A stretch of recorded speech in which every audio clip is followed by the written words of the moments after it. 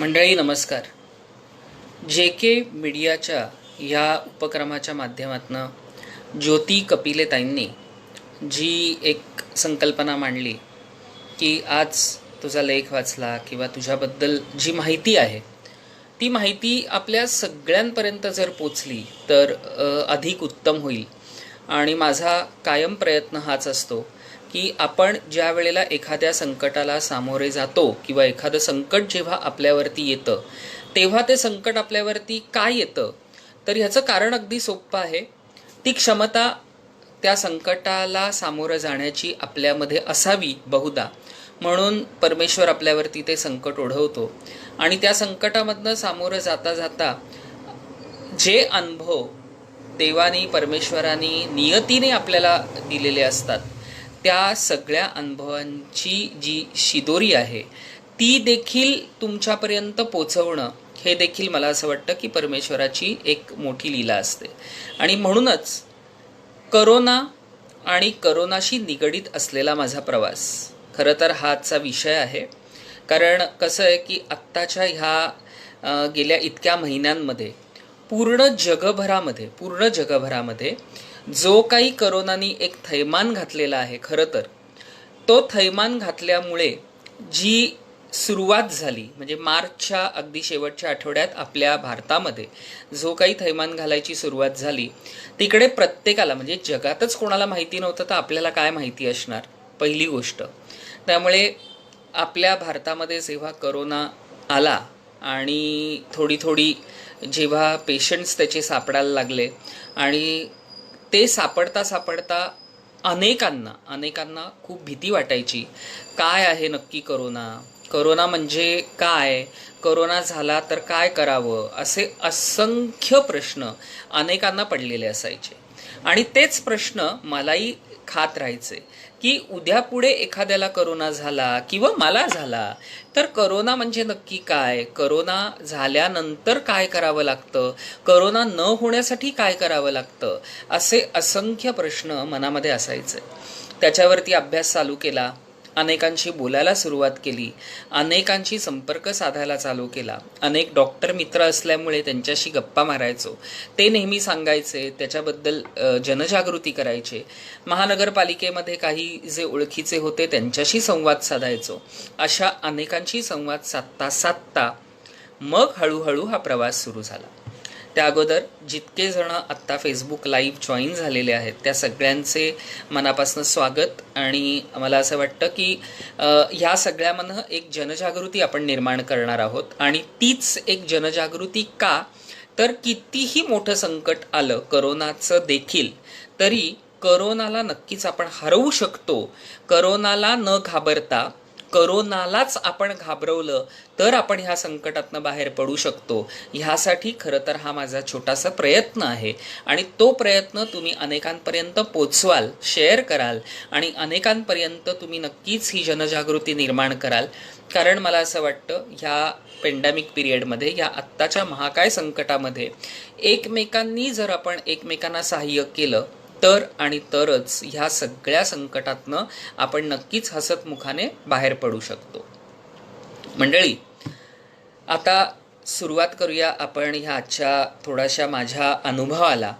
आणि मी जसं सुरुवातीला म्हटलं होतं की ज्योतिताईंनी जी संधी मला दिली त्या संधीचं नक्कीच आपल्याला सगळ्यांना उपयोग होणार आहे ह्याची मला नक्कीच खात्री आहे. आणि मला नुसती खात्री नाही आहे तर मला नक्कीच तुम्ही जेव्हा हे सगळं ऐकाल ना तेव्हा मला तुमच्या प्रतिक्रिया नक्की कळवा. कारण कसं होतं की मी नुसतं बोललो किंवा मी नुसते माझे विचार मांडले तर ते तुम्हाला एखादी प्रेरणा नक्कीच देऊ शकतात, पण त्यात आपल्याला नक्की काहीतरी एक बोध मिळतोय असं जर आपल्याला कळलं किंवा ह्यातनं नक्की आपल्याला काय घडलं होतं सुरुवातीला, कशा दिवसातनं आपण सगळेच जण इतके कन्फ्यूज होतो, इतके सगळेजण विचित्र परिस्थितीत होतो, त्या सगळ्या परिस्थितीतनं बाहेर पडण्यासाठी आपण काय करू शकतो ह्या पुढेही. कारण एक मात्र लक्षात ठेवा, करोना गेलेला नाही, करोना मला होणारच नाही, करोना झाला तर मी त्याला सहजपणे हरवून टाकीन. ह्या ज्या सगळ्या गोष्टी आहेत त्याला सर्वप्रथम मला म्हणायचं आहे आपल्या सगळ्यांना की मला करोना होणारच नाही हे अगदी 100% बरोबर आहे. पण तो कधी होणार नाही तर मी त्याच्या सगळ्या नियमांचं पालन केलं तर. मी करोनाला आमंत्रणच दिलं नाही तर करोना माझ्यापर्यंत येणार नाही. पण मीच जर जाऊन करोनाच्या लाईनीत बसलो तर मला नक्कीच करोना होईल. आणि तो करोना झाल्यानंतर जर माझ्यामध्ये ती प्रतिकारशक्ती नसेल, माझ्यामध्ये ती जर एक ऊर्जा नसेल तर नक्कीच करोना हा घातक आहे. आता सुरुवात करूया. मार्चमध्ये पहिला दिवस रविवार होता की ज्या वेळेला आपल्याकडे मोदीजींनी लॉकडाऊन जाहीर केलं. आणि अपेक्षित होतं आणि ते गरजेचंही होतं, कारण पूर्ण लॉकडाऊन केल्याशिवाय पर्याय नव्हता. एकमेकांचा संपर्क तोडायचा होता, एकमेकांपासून एकमेकांना लांब न्यायचं होतं. कोणालाही आनंद वाटत नाही हो की एकमेकांपासून एकमेकांना लांब ठेवणं किंवा त्यांचा संपर्क तोडणं. पण ह्या करोनासारख्या महासंकटावरती जर आपल्याला मात करायची असेल तर नक्कीच आपल्याला ह्या सगळ्याला सामोरं जाणं अत्यंत गरजेचं होतं. पहिला दिवस सगळेच व्यवसाय बंद होते. आमचंही रेस्टॉरंट आहे छोटंसं, तेही रेस्टॉरंट बंद होतं. सगळ्या रेस्टॉरंटमधल्या आमच्या कामगारांना 18 कामगार त्या सगळ्यांना सांगितलं गेलं होतं की तुम्ही फक्त आपल्या रेस्टॉरंटमध्ये राहायचं, बाकी काही करायचं नाही. 2 वेळेला खायला प्यायला सगळी सोय केलेली होती.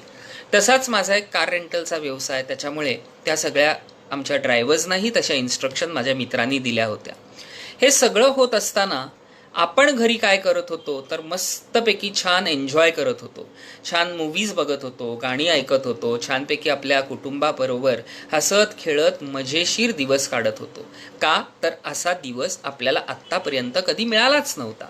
काही ना काहीतरी कामाने आपण बाहेर असतो, काही ना काही निमित्ताने आपण एकमेकांच्या संपर्कात नसतो, पण असं कुटुंब एकत्र येणं आणि आपल्याला सगळ्यांना वेळ मिळणं हा मला असं वाटतं पहिला दिवस होता.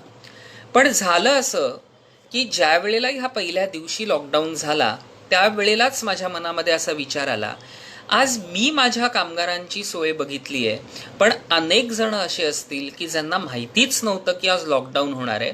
आज जे माझ्या रेस्टॉरंटमध्ये जेवायला यायचे, आज ते सगळ्यांना रेस्टॉरंट बंद आहे ह्या कल्पनेनीच किती भयंकर आघात झाला असेल. ह्याचं कारण असं आहे की अनेक जण एकटे राहत होते, ते जेवायला रेस्टॉरंटला यायचे.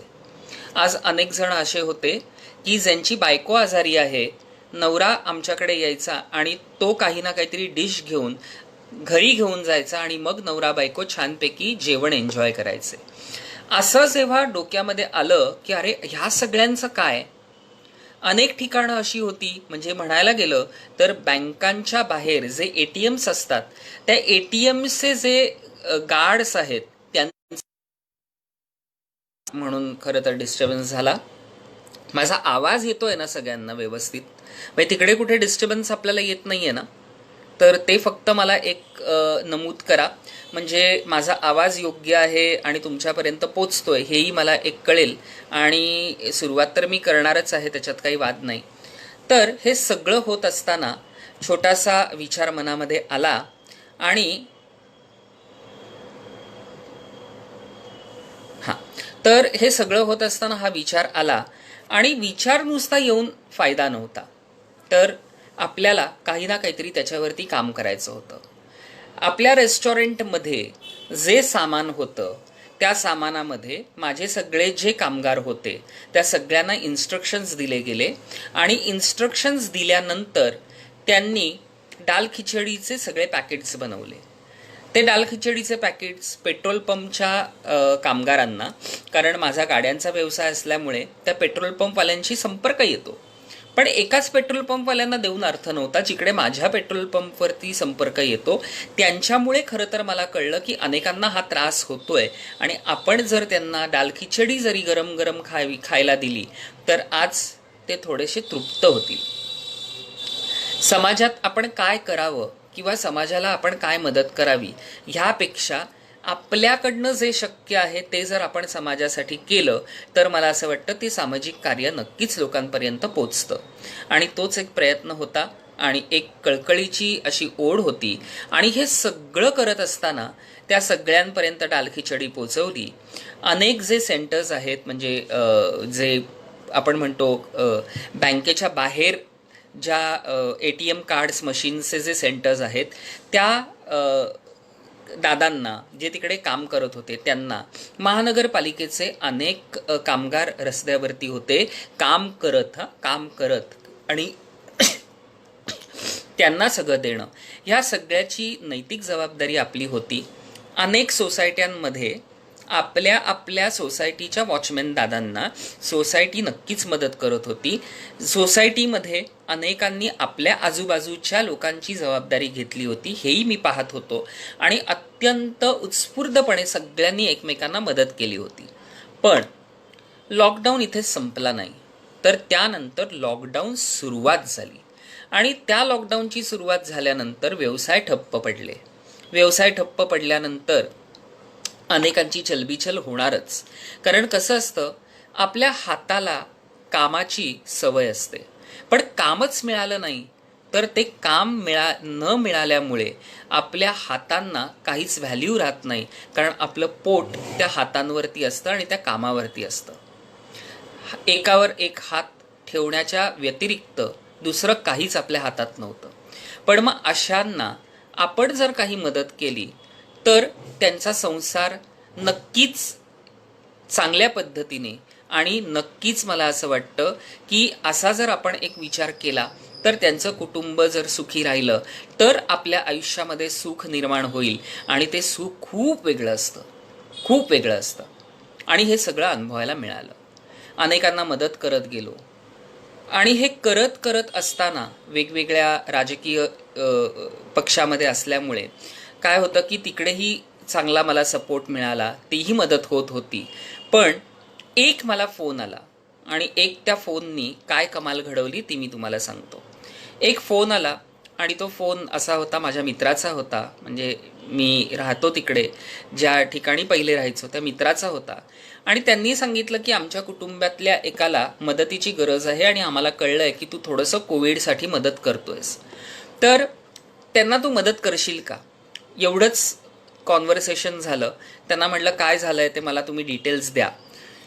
त्यांनी त्यांच्या त्या कुटुंबियांचा नंबर मला दिला.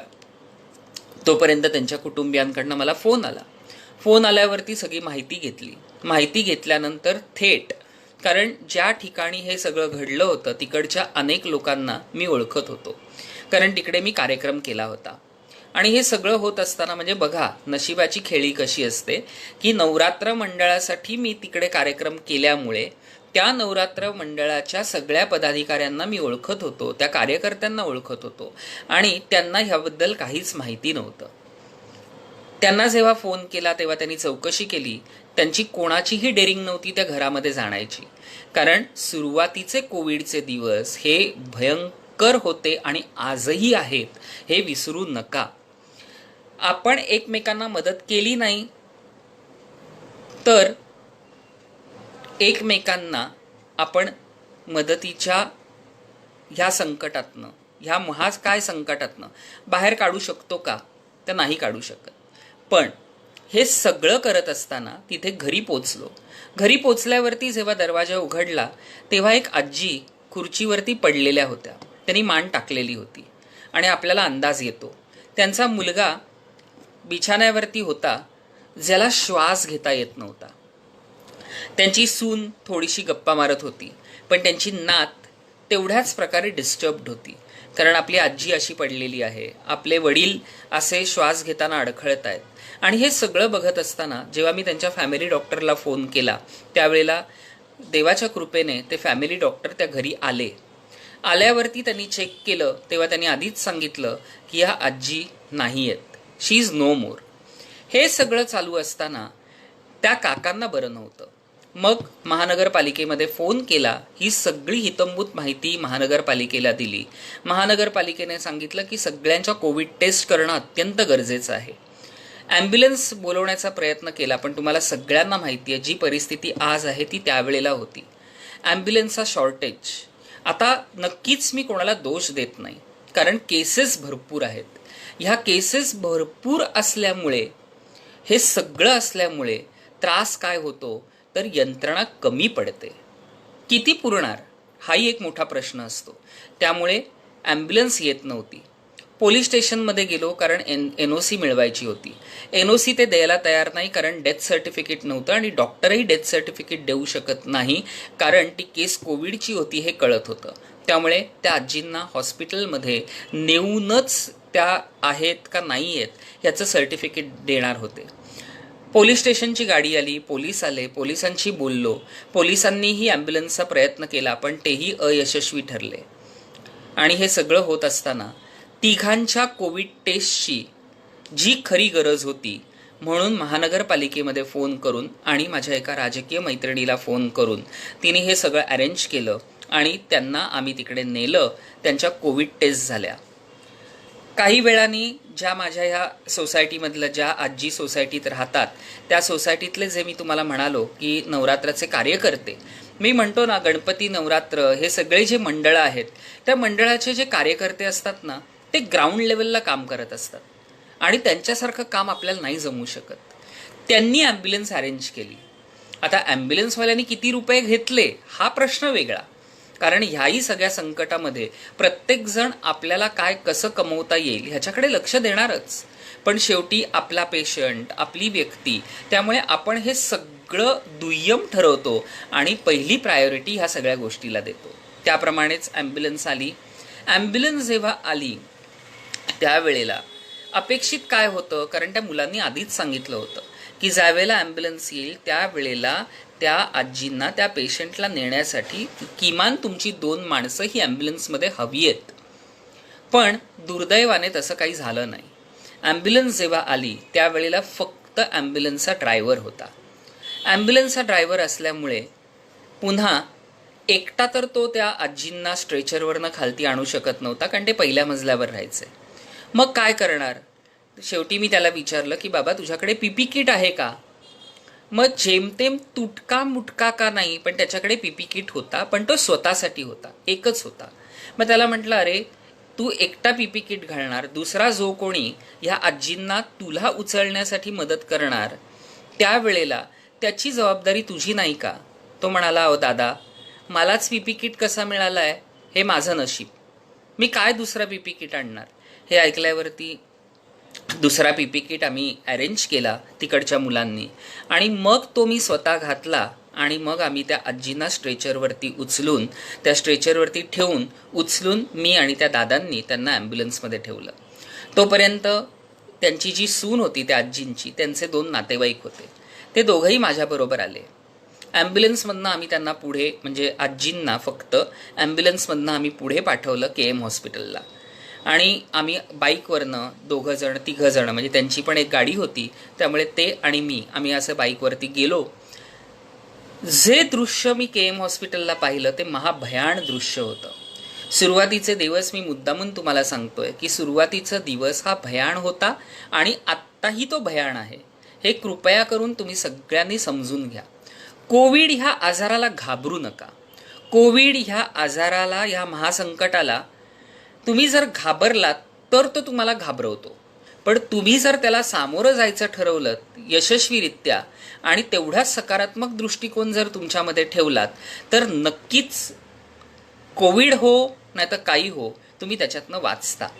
पण टेन्शन घेऊ नका. हे सांगणं सोपं आहे पण मी अनुभवलंय म्हणून सांगतोय. मलाही पहिले सगळेजण सांगायचे तेव्हा मीही हसायचो, काय सांगणं सोपं आहे. पण जेव्हा मी या सगळ्या प्रसंगातनं गेलो म्हणून मला मुद्दामून बरं वाटलं की ज्योतिताईंनी मला ही संधी दिली. आम्ही तिकडे KMला गेलो. KM हॉस्पिटलला तुफान गर्दी होती कारण त्याच वेळेला पीक पिरियडमध्ये धारावीतल्या अनेक केसेस या तिकडे येत होत्या. तिकडे जे दृश्य आम्ही पाहिलं, असंख्य पेशंट्स होते पण त्या एका पेशंट बरोबर 10 त्यांचे नातेवाईक यायचे, इतका महाभयान प्रकार होता. त्यामुळे कोविड कसा पसरणार नाही, तो पसरणारच याची खात्री होती. त्याच्यावरती निर्बंध टाकण्यासाठी पोलीस काम करत होते, महानगरपालिकेचे कर्मचारी काम करत होते, पण कोणीही ऐकायला तयार नव्हतं. हे सगळं चालू असताना स्ट्रेचरवरनं त्या आजींना ॲम्ब्युलन्समधनं आत नेण्यासाठी पण स्टाफ कमी होता. शेवटी पुन्हा एकदा तो पीपी किट घातला आणि त्या आजींना आतमध्ये नेलं. तो पीपी किट त्याला हवा होता. कोणाला? ड्रायव्हरला. का? कारण त्याचं म्हणणं होतं, दादा तुम्हाला मिळू शकतो, आम्हाला पुन्हा नाही मिळणार, तर तुम्ही तुमचा पीपी किट मला द्याल का? मला असं वाटलं इकडे आपलं काम संपलेलं आहे, आता पीपी किटची गरज नाही, मी त्याला देऊन टाकला. आतमध्ये गेल्यानंतर दृश्य असं होतं की बेड्स भरलेल्या होत्या. एकेका बेडवरती 4-4 पेशंटला तपासलं जात होतं. ओपीडी खचाखच भरलेली होती. सगळे जे गँगवेज होते ते भरलेले होते. आणि जेव्हा माझं लक्ष एका समोरच्या गँगवेमध्ये गेलं तेव्हा ती भयाण परिस्थिती अजूनही अंगावर काटा येतो की 11 मृतदेह मी डोळ्यांनी जेव्हा तिकडे पाहिले, ते काही बांधलेले होते, काही तसेच पडलेले होते. आणि हे सगळं करण्यासाठी काही काम करणारी तिकडे जी यंत्रणा होती ती काम करतच होती. पण एवढ्या सगळ्यांना ही यंत्रणा कमी पडणारच.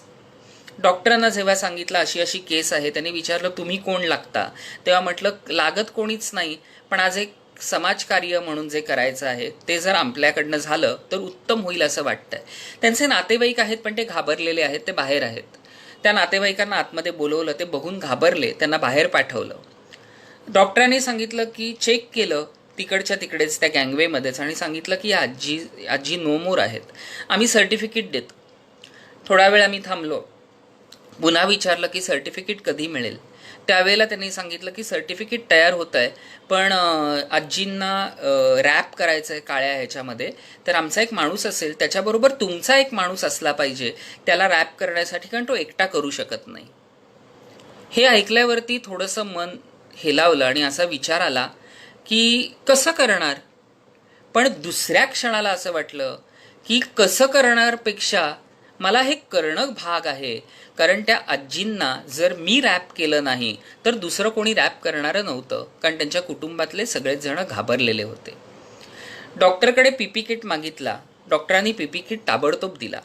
तो पीपी किट घातला आणि जो दादा तिकडे होता मदत करणारा, त्या दादाबरोबर त्या आजींची बॉडी रॅप केली काळ्या कपड्यामध्ये, काळ्या त्या ह्याच्यामध्ये, प्लॅस्टिकच्या ह्याच्यामध्ये. इकडेच विषय थांबला नव्हता. हे सगळं करत असताना पोलीस स्टेशनची NOC लागते, लोकल पोलीस स्टेशनची. तो पोलिसांचा NOC कशी मिळवायची ही सगळी यंत्रणा शोधली. तिकडे बोलणं झालं. मग त्यांच्या एका नातेवाईकाला घेऊन दादर पोलीस स्टेशनला आलो, कारण ही केस दादरची होती. शिवाजी पार्क पोलीस स्टेशनला आलो. तिकडे त्यांनी NOC देण्यासाठी काही पेपर्स मागितले. ते पेपर्स नव्हते कारण झेरॉक्स मशीन्स बंद होत्या. मग शेवटी मोबाईलवरती त्यांना दाखवलं, त्यांनी ती मदत केली आणि सगळं करून NOC मिळवली. एक पोलीस आमच्याबरोबर आले. ती बॉडी स्मशानभूमीत न्यायची होती. स्मशानभूमी खचाखच भरलेली होती.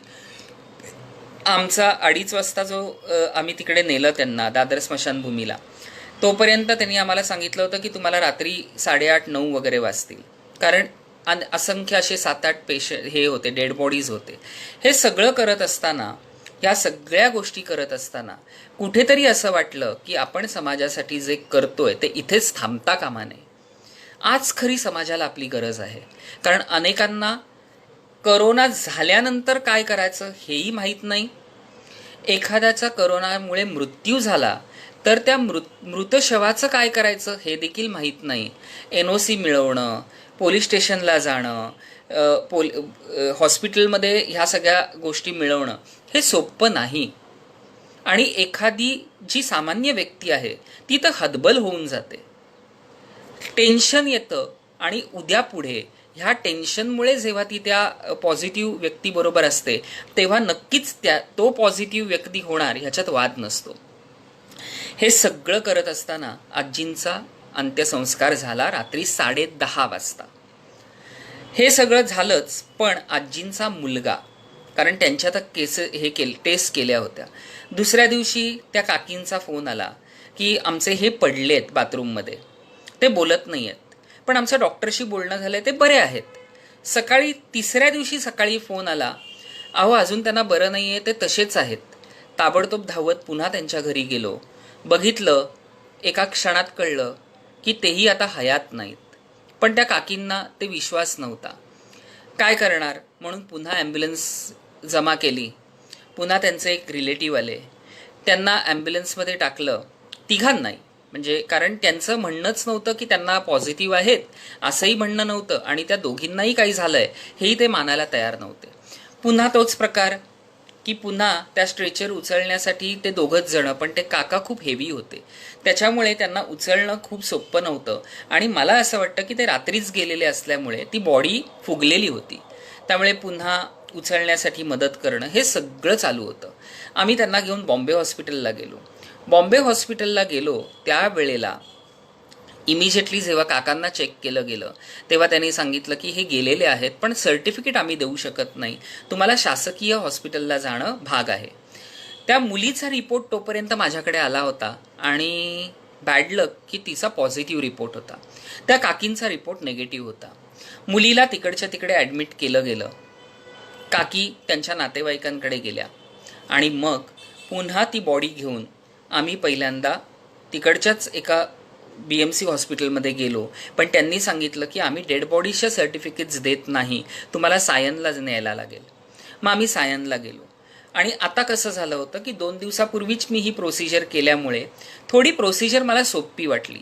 पटापट हालचाली केल्या, कारण मला माहिती होतं की जितका वेळ हे लावणार की आता माणूस येईल किंवा काय, तर ते शक्य नव्हतं.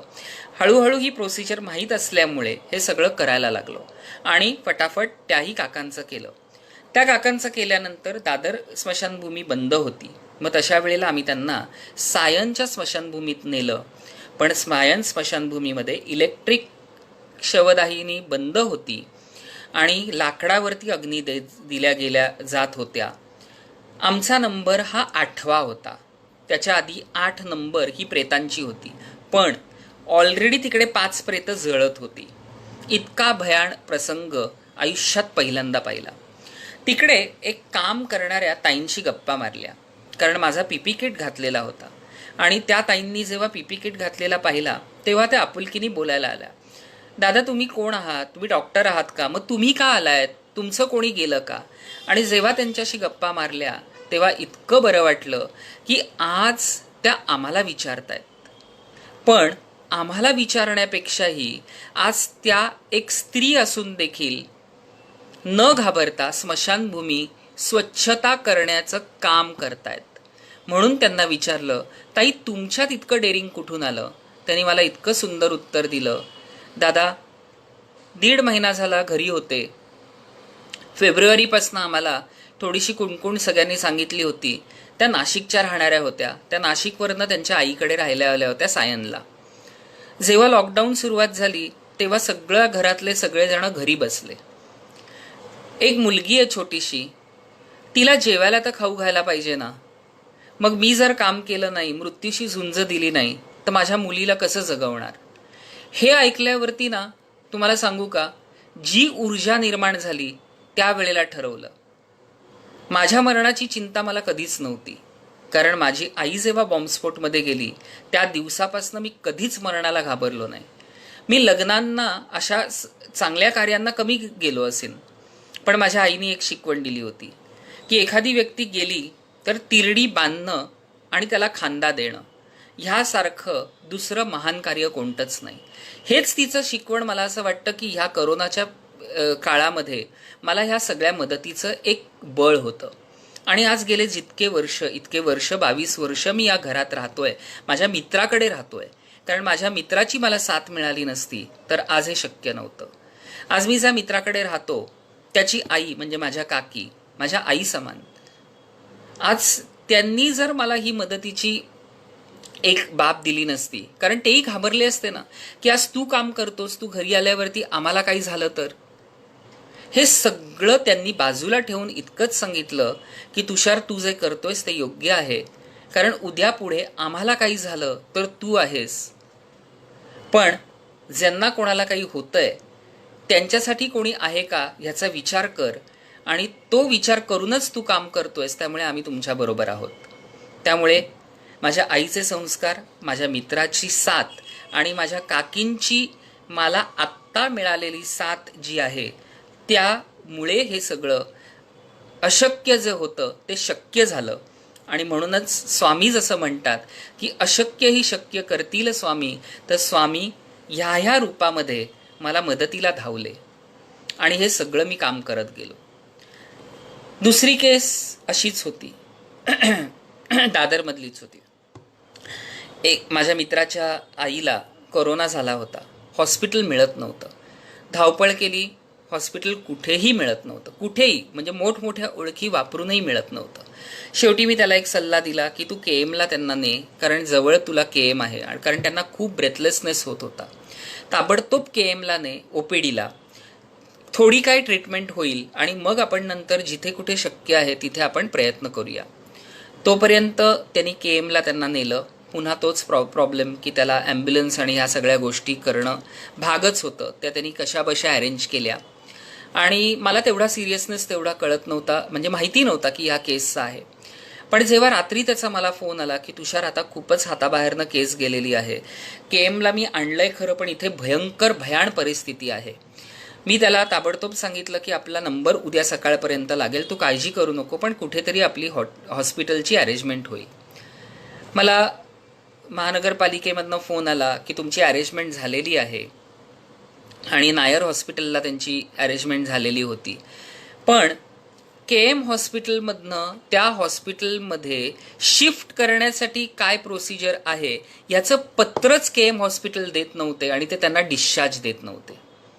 1 तास झाला, 2 तास झाले, माझा संताप झाला. शेवटी त्या संतापाने, कारण मी अजून एक केस हँडल करायला ह्याला गेलो होतो, आपलं BKCला गेलो होतो. आणि ती केस हँडल करता करता हा फोन चालू होता. थेट तिकडनं मी KM हॉस्पिटलला गेलो आणि KM हॉस्पिटलला त्याला फोन केला, तू कुठे आहेस? तो आतमध्ये होता. तिकडे जेव्हा त्या OPDमध्ये मी गेलो तेव्हा पाहिलं की सगळे पेशंट तिकडे जेमतेम स्ट्रेचरवरती आहेत किंवा खालती बसलेले आहेत चादर घालून, आणि त्यांचे नातेवाईक त्यांच्याबरोबर आहेत. तेव्हा पुन्हा एकदा छातीत धक्क झालं. मी पहिले पाहिलं माझा मित्र कुठे. माझा मित्र कुठे होता माहिती आहे का? स्ट्रेचरवरती त्याच्या आईला ठेवलं होतं, ऑक्सिजन मास्क लावला होता आणि तो ऑक्सिजनचा जो बाटला असतो तो घेऊन रात्रभर माझा मित्र त्या OPDला आईबरोबर होता. म्हणजे विचार करा किती तास त्या अख्ख्या OPDच्या पॉझिटिव्ह वॉर्डमध्ये माझा मित्र त्याच्या आईबरोबर होता. नियमाने हा अलाउड आहे का? तर अजिबात नाही. पण त्यावेळेची वेळच तशी होती. माणसं कमी होती आणि आपली आई म्हटल्यावरती कोणता मुलगा आपल्या आईला एकटं ठेवेल? तो ऑक्सिजन माझ्या हातात मी रात्रभर घेऊन उभा राहिलो, ह्यात त्याला आनंद मिळत होता, कारण मी माझ्या आईसाठी करतोय. हे सगळं पाहिल्यावरती मन हेलावून गेलं. प्रोसिजर डॉक्टरांना विचारली. डॉक्टर म्हणाले आम्ही वरती विचारलंय. शेवटी थोडासा राग येतोच, तसा राग आला, तमाशा घातला आणि 5व्या मिनिटाला त्यांच्याकडनं पत्र घेतलं. मीच त्यांना सांगितलं कसं पत्र द्यायचं आणि काय द्यायचं, माझी रिस्पॉन्सिबिलिटी. त्यांना आम्ही घेतलं आणि स्ट्रेचरनी, मी आणि माझा मित्र आम्ही स्ट्रेचरनी त्यांना उचलून ॲम्ब्युलन्समध्ये ठेवलं आणि ताबडतोब आम्ही नायर हॉस्पिटलला गेलो. तिकडे सगळी प्रोसिजर केली आणि त्यांना ॲडमिट केलं. पण दुर्दैवाने 2 दिवसातच त्या हे जग सोडून गेल्या. माझा मित्र, त्याचं कुटुंब, त्यांना पॉझिटिव्ह रिझल्ट आले. ते येणारच होते, कारण जे मी तुम्हाला वर्णन केलं त्याच्यामध्ये ते येणारच होतं. हे सगळं होत असताना अजून अनेक केसेस मी हँडल केल्या. अनेक मृतदेह हे मी असे जवळनं पाहिलेत. त्या मृतदेहांना कोणी विचारत नाही, अशा मृतदेहांचा अंत्यसंस्कार करणं हे सगळं चालूच होतं. एका बाजूला रेस्टॉरंट चालू होतं, कारण अनेकांना ती गरज होती. तसंच आपला व्यवसाय ज्याच्यावरती असतो तो व्यवसाय जर राहिला नाही तर आपल्या पोटापाण्याचं काय, हा मोठा प्रश्न असतो. असे असंख्य प्रश्न चालू होते, असंख्य गोष्टी चालू होत्या, पण त्याला पर्याय नव्हता. हे सगळं करत असताना थोडासा ताप आला. मी टेस्ट करून घेतली. टेस्ट नॉर्मल होती, काहीही नव्हतं. डॉक्टरांनी गोळ्या दिल्या. त्यांनी सांगितलं काही नाही, थोडं बरं वाटेल. औषधं घेतली. एका दिवसात ताप उतरला. वाटलं व्हायरल आहे. बरं वाटलं, कारण रिपोर्ट्सही नॉर्मल आले होते. 3 दिवसानंतर वीकनेस जाणवायला लागला आणि तेव्हा कुठेतरी जाणवलं की नाही पुन्हा काहीतरी घडतंय. पण आत्ता तर रिपोर्ट नॉर्मल आले, मग परत 2 दिवसामध्ये काय होणार आपल्याला, म्हणून थोडा पॉझिटिव्ह राहण्याचा विचार केला. असा विचार आला, इतकं तर फिरलोय, इतक्या सगळ्या गोष्टी झालेल्या आहेत, पण काय होणार, तर काहीही होणार नाही. हे सगळं ऐकत असताना 5व्या दिवशी, म्हणजे ताप आल्यानंतर 5व्या दिवशी मी काकींकडे, म्हणजे ज्या मित्राकडे मी राहतो, काकींना बोलायला लागलो. रात्री डचकून उठलो, त्यांना मिठी मारली आणि त्यांना म्हटलं, आई येते आणि मला ती घेऊन जायला येते. काकी म्हणाल्या, कशी घेऊन जाईल, तिने तर तुला मला सुपूर्द केलंय, मी बरं तुला जाऊन देईन. हे आम्ही असंच हसत मजेत बोलत होतो आणि वाटलं पण नाही की असा मोठा प्रसंग येईल. काकींनी खूप पॉझिटिव्हिटी निर्माण केली. दुसऱ्याच दिवशी सकाळी ताबडतोब मित्र डॉक्टरकडे घेऊन गेला आणि त्यांनी सांगितलं की हा काहीतरी वेड्यासारखा बडबडतोय, ह्याला थकवा आहे, थोडासा दम लागल्यासारखा वाटतोय, ताबडतोब ह्याची आपण पुन्हा टेस्ट करूया. डॉक्टरांनी सांगितलं टेस्ट तर नॉर्मल आहेत, पुन्हा एकदा आपण त्याचा चेस्ट रिपोर्ट काढूया. म्हणून शुश्रूषा हॉस्पिटलमध्ये पुन्हा एकदा चेस्ट रिपोर्ट केला, जो नॉर्मल आला. ब्लड रिपोर्ट काढला, जो नॉर्मल आला. पण 2 तासातच माझी अवस्था ही वाईट होत गेली. कोणतेही सिम्पटम्स नाही. ताप एका दिवसात गेला होता, जो व्हायरल वाटला. Weakness reports normal, chest report normal, सगळं नॉर्मल. पण 2 तासातच मला श्वास बंद होतोय का, अशा सगळ्या गोष्टी वाटायला लागल्या आणि ताबडतोब महानगरपालिकेच्या आमच्या जी-नॉरच्या आयुक्तांना फोन केला. त्यांनी ताबडतोब मदत केली. त्यांनी सांगितलं, कोविड सेंटरला आज जिथे तू अनेकांना घेऊन गेलास तिथे आत्ता जा आणि टेस्ट कर. त्याच्या आधी एका प्रायव्हेट इन्स्टिट्यूटशी बोललो होतो, पण त्यांच्याकडनं तो वेळ लागत होता. महानगरपालिकेमध्ये गेलो. महानगरपालिकेच्या त्या सेंटरला टेस्ट करण्यासाठी उभा राहिलो. टेस्ट करता करता मी कोलॅप्स झालो. माझी ताकदच पूर्ण गेली. आणि तिकडेच माझा एक मित्र उभा होता आणि त्यांनी मला बाहेर, कारण योगेश जो माझा मित्र आहे, जो इतके वर्ष मी त्याच्या घरी राहतोय, तो गाडी घेऊन मला आला होता, कसलाही विचार न करता. त्यांनी ताबडतोब मला सांगितलं की आपण तुला ॲडमिट करूया, ह्याच्याशिवाय पर्याय नाही. आम्ही पुन्हा महानगरपालिकेत फोन केला. त्यांनी एक हॉस्पिटल रेकमेंड केलं. त्या हॉस्पिटलला तेवढी सोय नव्हती असं माझ्या मित्राला वाटलं आणि माझी कंडिशन बघता तर नव्हतीच असं त्याला वाटलं. त्याच्यामुळे त्यांनी ताबडतोब बाजूलाच हिंदुजा हॉस्पिटल आहे, पण तेही ॲडमिशन्स फुल होत्या. महानगरपालिकेचे आमचे जी-नॉरचे जे आयुक्त आहेत त्यांच्या ओळखीमुळे, कारण मी आत्ताच तुम्हाला सगळ्यांना म्हटलं 2-2, 3-3 दिवस जिकडे बेड्स मिळत नव्हत्या, तिकडे स्वतः मी इतक्या केसेस केल्यामुळे आज त्या व्यक्तीने, म्हणजे खरोखर काही क्षणातच मला तिकडे ॲडमिशन मिळवून दिली. मिळाल्यानंतर थोडा वेळ नक्कीच गेला, त्यामुळे त्याच्यापर्यंत मी घरी आलो होतो.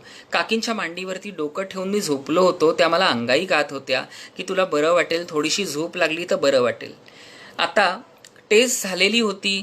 मी घरी आलो. मी प्रयत्न केला की मी एकटा माझ्या रूममध्ये राहीन. काकींनी ऐकलं नाही, कारण आज तागायत मला थोडा जरी ताप आला, सर्दी खोकला झाला, तरी आजपर्यंत मी कधीच एकटा राहिलो नव्हतो.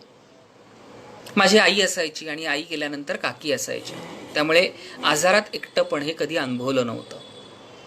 हे सगळं होत असताना माझ्या मित्राची धाकधूक होत होती की कधी ॲडमिशन मिळते आणि मी तुषारला कधी ॲडमिट करतोय आणि त्याच्यावरती ताबडतोब कसे इलाज होत आहेत. हे सगळं करत असताना ॲडमिशन मिळाली. हिंदुजाच्या OPDला गेलो. त्यांनी चेक केलं, तिकडे पुन्हा टेस्ट झाली कोविडची, आणि ज्या पद्धतीने त्यांनी माझं ऑक्सिजन लेवल पाहिलं किंवा ज्या पद्धतीने माझे हार्टबीट्स पाहिले, सगळं ब्लड प्रेशर पाहिलं, 210 ब्लड प्रेशर होतं. त्यामुळे ताबडतोब उपचार चालू झाले. ऑक्सिजन मास्क लावलं गेलं. 4 ते 5 तास मी OPDमध्येच होतो. 5व्या-6व्या तासाला माझा कंट्रोल सुटला. मला कसं तरी व्हायला लागलं आणि मला सलाईन लावलं होतं, मला मास्क लावले होते, म्हणजे ऑक्सिजन मास्क. मी जोरात ओरडलो आणि ते सगळे काढून टाकले. त्या OPDच्याच बाहेर माझा मित्र बसलेला होता, कारण जोपर्यंत ॲडमिट करत नाही तोपर्यंत तो तिकडनं हलला नव्हता. त्यांनी आवाज ऐकला आणि तो धावला. त्याला आतमध्ये घेतलं गेलं नाही आणि तो शेवटी म्हणाला, माझा मित्र आहे, माझा भाऊ आहे, मला पहिल्यांदा बघू दे. हे सगळं होत असताना डॉक्टरांनी इतकंच सांगितलं की आता बेडची अवेलेबिलिटी झालेली आहे, कारण त्याला फक्त ICUमध्येच आत्ता शिफ्ट करणं योग्य आहे. मेन हॉस्पिटलमधनं बाजूच्या हिंदुजामध्ये ते नेत होते. ॲम्ब्युलन्समधनं जेव्हा प्रवास चालू झाला, डॉक्टर माझ्याशी बोलत होते आणि बोलता बोलता बोलता ज्या मी गुंगीत गेलो, त्यानंतर 12 दिवस मी अनकॉन्शियस होतो. माझ्यावरती काय उपचार झाले, काय चालू होते, जगात काय चालू आहे, मला काहीही माहिती नव्हतं. 12व्या दिवशी जेव्हा डोळे उघडले, त्यावेळेला डॉक्टरांना म्हटलं की मला फोन देता का. त्यांनी विचारलं, हो देतो. फोन घेतला आणि मी तारीख बघितल्यावरती मी इतका हडबडलो. त्यांना म्हटलं, इतके दिवस झाले. ते म्हणतात, हो 12 दिवस झाले. पहिला प्रश्न हाच होता, माझ्या घरच्यांना काही झालं नाही ना. तेव्हा सिस्टरनी सांगितलं, कोणालाही काही झालं नाही, सगळे व्यवस्थित आहेत, तुम्हीही छान आहात. आणि ईश्वराच्या कृपेने डॉक्टरांनी जेव्हा होप सोडले होते तेव्हा चमत्कार घडला आणि आज तुम्ही डोळे उघडलेत. घरी फोन केला, काकींशी बोललो, कारण मला बोलताही येत नव्हतं. काकींशी फक्त एवढंच विचारलं, कशा आहात. त्या रडायला लागल्या. फोन ठेवून दिला.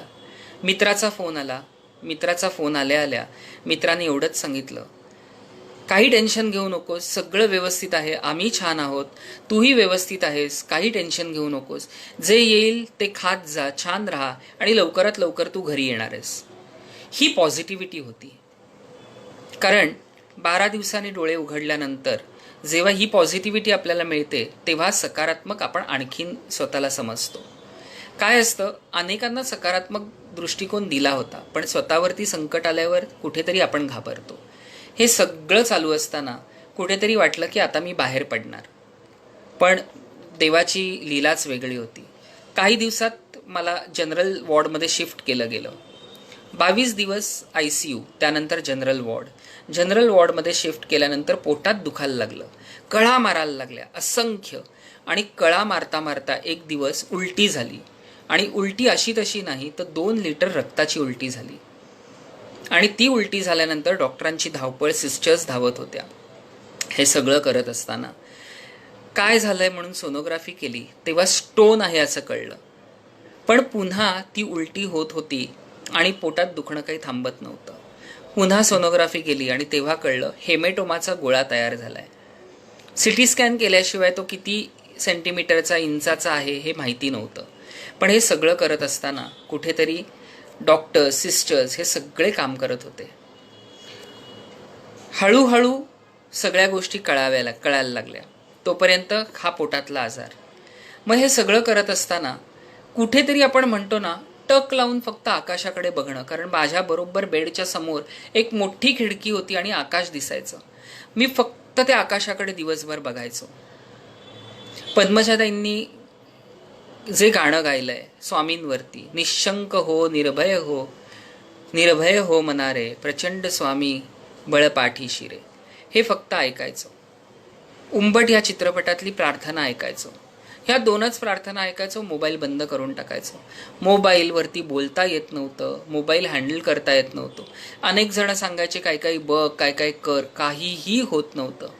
हे सगळे प्रकार बाजूला आणि फक्त आकाशाकडे एकटक लावून बघायचो. तिकडची एक सिस्टर यायची, डोक्यावरनं हात फिरवून जायची. जणू असं वाटायचं की आईनेच तिला पाठवलंय, कारण कधी एकटेपणा सहन नव्हता केला. आणि 22 दिवस ICU, कोविड वॉर्ड, फक्त ते डॉक्टर्स आणि सिस्टर्स त्या वेशात यायचे आणि कोणाशी संपर्क नाही, काही नाही, बोलता येत नव्हतं. हे सगळं अनुभवलं. मंडळी, असे अनेक प्रकार आहेत, पण जास्त बोलता येत नाही, त्रास होतो. त्यामुळे तुम्हाला इतकंच सांगीन की ह्या सगळ्या संकटाला तुम्हाला सामोरं जायचं असेल, तुम्हाला हा संकटाला सामोरं जायचं असेल तर कोविड होऊन देऊच नका.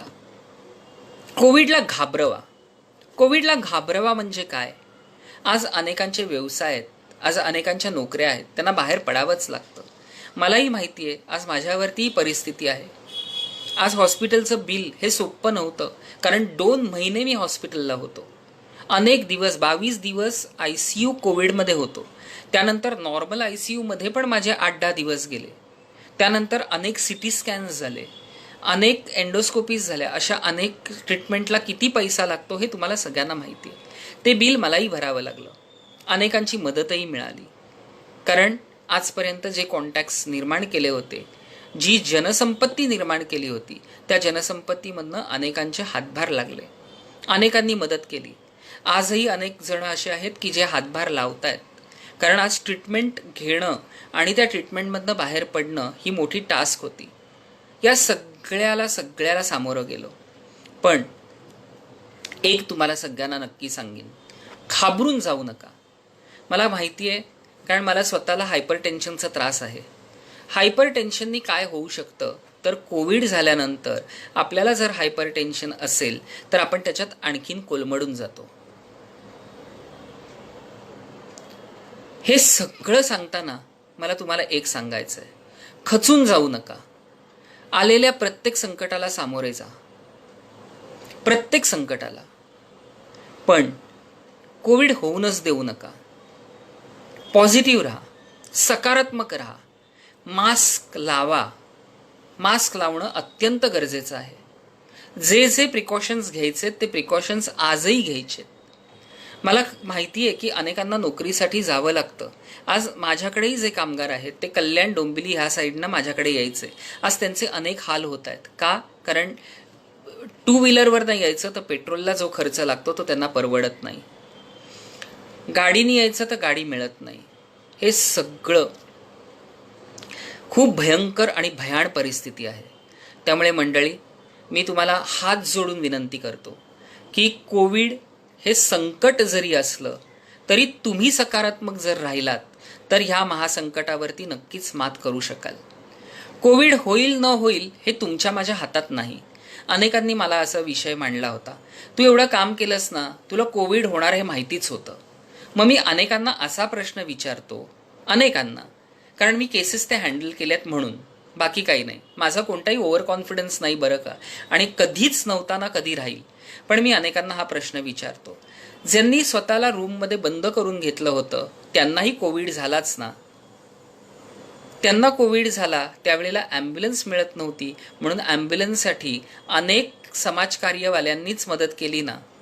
मग जर अशा मदत न करणाऱ्यांनी पुढाकार घेतला नाही तर एकमेकांनी मदत केल्याशिवाय आपण या संकटाला सामोरे जाऊ शकतो का?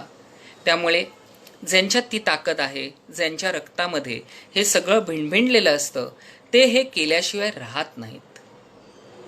पण त्यांना काही झालं तर नक्कीच स्वामी त्यांना त्याच्यातनं बाहेर काढतात.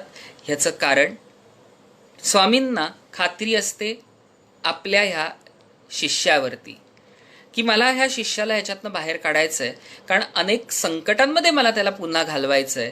कारण ही संकटं जेव्हा मी त्याच्यावरती ओढवतो तेव्हा ह्या संकटांना परत सामोरं जाऊन तो समाजाला ते बळ निर्माण करून देतो.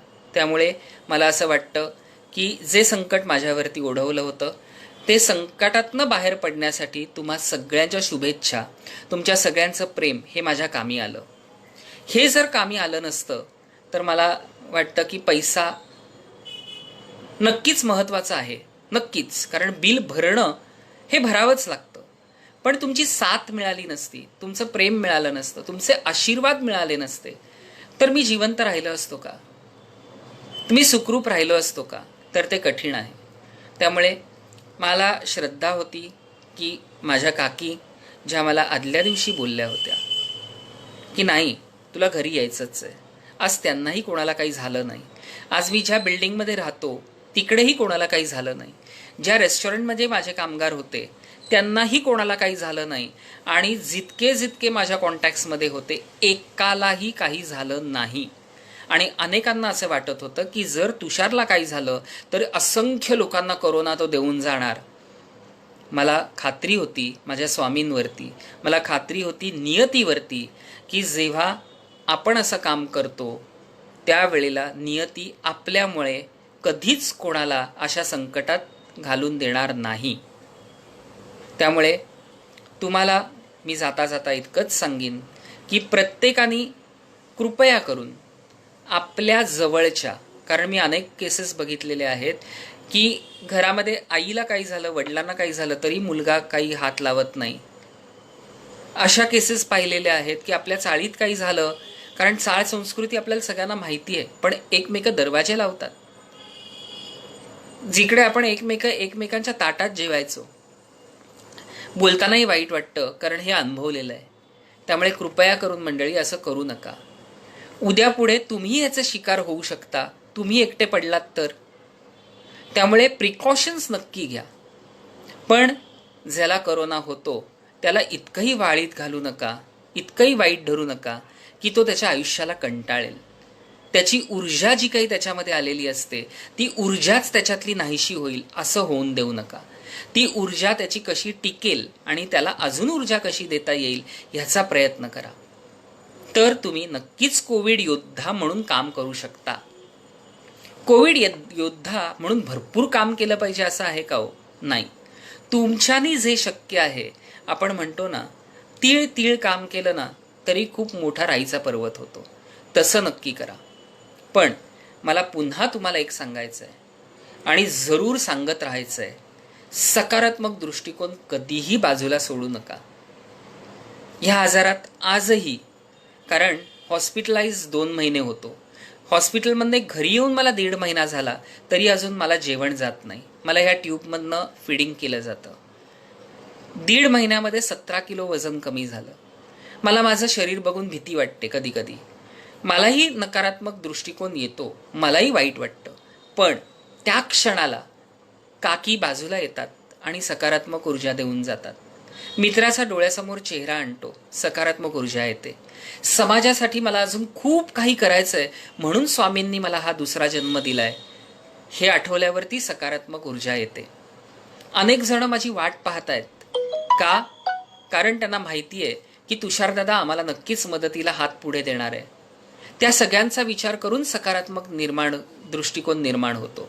त्यामुळे कितीही मला स्वतःला खूप भीती वाटली तरी मला स्वतःला भीती वाटण्याचं कारण नसतं. ती भीती क्षणाची असते, निघून जाते आणि सकारात्मक दृष्टिकोन निर्माण होतो. आणि हा निव्वळ तुमच्या प्रेमामुळे आणि तुमच्या आशीर्वादामुळे. त्यामुळे ज्योतिताई, खूप खूप धन्यवाद की तुम्ही मला ही संधी दिलीत. अनेकांच्या प्रतिक्रिया येत आहेत. मी मुद्दामून मध्ये काही म्हटलं नाही, बोललो नाही, कारण त्या फ्लोमध्ये ना मला अनावर होतं आणि मग मी ते बोलत गेलो. पण खूप छान वाटलं तुमच्या सगळ्यांशी बोलून. तुम्हालाही कसं वाटलं नक्की सांगा आणि कसं वाटतं हेही सांगा. मला बरं वाटलं कारण अनेकांच्या प्रतिक्रिया चांगल्या चांगल्या येत आहेत. मी तुम्हाला सगळ्यांना नक्कीच सांगेन की तुम्हीही नक्कीच तुमच्या परीने तुम्ही करतच असणार, ह्यात मला शंकाच नाही आहे. प्रत्येक जण आत्ताच्या ह्या परिस्थितीमध्ये काही ना काहीतरी तुमच्याकडनं जे होतंय, शक्य होतंय ते काम करत असणार. पण आपलीही काळजी घ्या. गौरी कुलकर्णी ताई, खूप खूप धन्यवाद. आणि खूप छान तुमचे बरेचशा कमेंट्स होत्या, त्या सगळ्या वाचत होतो. पण काय होतं की रिप्लाय देता येत नव्हता, त्यामुळे खूप धन्यवाद. आणि नक्कीच ज्योतिताई, पुन्हा एकदा तुम्हाला इतकंच म्हणेन की तुम्ही मला JK मीडियाच्या ह्या मार्फत संधी दिलीत आणि सगळ्या आपल्या माझ्या मित्रमैत्रिणींपर्यंत पोहोचण्याची संधी दिलीत. लेख आला जो संजगिरींनी लिहिला त्याबद्दल तर सगळ्यांना माहितीच असेल. आणि तो लेख वाचून अनेकांच्या प्रतिक्रिया आल्या, आकाशवाणीवरती इंटरव्ह्यू झाला, हे सगळं चालू होतं. अनेकांना माझा चेहरा पाहायचा होता, लाईव्ह पाहायचं होतं. तिसरा प्रकार असा झाला, आपण म्हणतो ना इजा बिजा तिजा, तसं झालं. लेख आला तो लेखी स्वरूपात, अनेकांनी आवाज ऐकला तो आकाशवाणीवर, आणि थेट आज भेटलो ते ज्योतिताईंमुळे. त्यामुळे ह्या तिन्ही माध्यमातनं मी तुमच्यापर्यंत आज इतक्यासाठीच पोचलो आहे की मला देवानी जे काही घडवून ठेवलं होतं की हा प्रसंग तुझ्या आयुष्यात येणार आहे, पण हा आल्यावरती तुझ्या प्रसंगातनं तुला लोकांना सकारात्मक ऊर्जा द्यायची आहे. त्यामुळे मला कधी एकदा मी तुमच्याशी संवाद साधतोय आणि तुम्हाला हे सगळं सांगतोय असं झालं होतं. त्यामुळे खूप बरं वाटलं. आणि मला असं वाटतं की थोडंसं म्हणजे इतकं तरी माझ्या या सगळ्या बोलण्यातनं तुम्हाला सकारात्मक ऊर्जा जर निर्माण झाली असेल तर कृपया करून ती तशीच ठेवा, अजिबात जाऊन देऊ नका. कोविड, शेवटी म्हणेन मी, कोविड गेलेला नाही. कृपया करून कोविड माझं काय वाईट करणार, तर नाही. कोविड असं करतं, 17 किलो वजन 1.5 महिन्यात कमी, रक्ताच्या उलट्या, पोटात हेमेटोमा. तुमच्याही डॉक्टरला हे सगळं विचारा. पण करोनाला घाबरू नका. करोना झाला म्हणून जेव्हा आपण ढसका घेतो ना, त्यात माणूस जातो. मी हे तुम्हाला परखडपणे सांगतोय, कारण मी ह्या केसेस हँडल केलेल्या आहेत. त्यामुळे मला करोना झाला तर झाला, आजार येतो, ताप येतो, जातो. तसा करोना येतो आणि जातो, मी त्याला घालवीन. ही सकारात्मक ऊर्जा निर्माण करा. पण मला करोना झाला, आता कसं होईल, आता मी जगीन की नाही, अजिबात नाही. हा दृष्टिकोन डोक्यातनं पूर्णपणे कृपया करून काढून टाका. आजूबाजूच्यांनी प्रिकॉशन्स घेऊन करोना झालेल्या कुटुंबाला, करोना ज्याला होतो त्याला ॲडमिट केलं जातं, त्या कुटुंबाला जेव्हा ते होम क्वारंटाईन होतात तेव्हा त्यांना मदत करा. त्यांना सामान आणून द्या, त्यांना जेवायला द्या. कारण त्यांची परिस्थिती खूप वाईट असते, घरच्यांची. ते त्या मानसिकतेत नसतात, जेवण करण्याच्याही मानसिकतेत नसतात. मग अशा वेळेला आपण एकमेकांना मदत करणं ही अत्यंत काळाची गरज आहे. मी पुन्हा पुन्हा म्हणेन, अनेकांचे धंदे बंद आहेत, व्यवसाय बंद आहेत, नोकऱ्या नाही आहेत. आर्थिक परिस्थिती हे मोठं संकट आहे. आणि ह्या संकटाला सामोरं जाता जाता जे आपल्याला टेन्शन येतं, त्या टेन्शनमुळे पण आपल्याला करोना कॅच होतो. कारण करोना जेव्हा आपल्याला कॅच होतो तेव्हा ह्या छोट्या छोट्या आजारांना तो पटकन पकडला जातो. आणि मग काय होतं की तो करोना झालाय म्हणून अजून टेन्शन घेतो आपण, आणि मग त्या टेन्शनची इतकी तीव्रता वाढते की मग जगणं अशक्य होतं. त्यामुळे कृपया करून हे सगळ्या गोष्टींची काळजी घ्या. मी तर बरा होणारच आहे, कारण तुमचे सगळ्यांचं प्रेम आणि आशीर्वाद माझ्याबरोबर आहे. पण हेच तुम्ही देखील तुमच्या जवळच्या मित्रांना शेअर करा. ती पॉझिटिव्हिटी निर्माण करा, त्यांच्यामध्ये सकारात्मक ऊर्जा त्यांच्यामध्ये टाकण्याचा प्रयत्न करा. एवढंच सांगीन आणि आजचा विषय इथे संपवीन आणि तुमची रजा घेईन. खूप खूप धन्यवाद. मला पुन्हा एकदा ज्योतिताई तुम्हाला म्हणावंसं वाटेल की तुम्ही मला इतकी मोठी संधी दिलीत आणि मी इतक्या सगळ्यांपर्यंत आज संवाद साधू शकलो. कोणीही टेन्शन घेऊ नका, मी खूप बरा होणार आहे, कारण तुमची सकारात्मक ऊर्जा माझ्यात आहे. आणि मी जेवढं काही बोललो आहे की मला जे काही झालं तर त्याचा नक्कीच विचार करा आणि विचार करून सकारात्मक दृष्टिकोन ठेवून त्यातनं काम करा. धन्यवाद.